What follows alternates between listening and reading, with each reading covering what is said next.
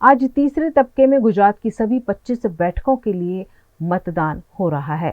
भरूच लोकसभा के आप पार्टी के उम्मीदवार चेतर वसावा ने भी मतदान किया। आज तीसरे तबके में समग्र गुजरात की 25 बैठकों के लिए मतदान किया जा रहा है। भरूच लोकसभा बैठक पर आप पार्टी के उम्मीदवार और देडियापाड़ा के विधायक चेतर वसावा ने अपने पूरे परिवार के साथ उत्साह से मतदान किया। उन्होंने कहा कि सभी लोग अपने मताधिकार का उपयोग करें और लोकतंत्र के इस महापर्व को मनाएं, क्योंकि प्रत्येक वोट कीमती है।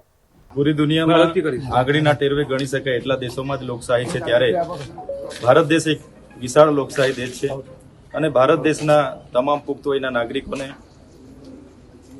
મતદાન કરવાનો અધિકાર મળ્યો છે। ત્યારે આજના દિવસે આપણી સૌની ફરજ અને જવાબદારી બને છે આપણા પરિવાર સાથે ઘરેથી પોતાના મતદાન બૂથ પર જઈને સૌ નાગરિકોએ મતદાન કરવું જોઈએ।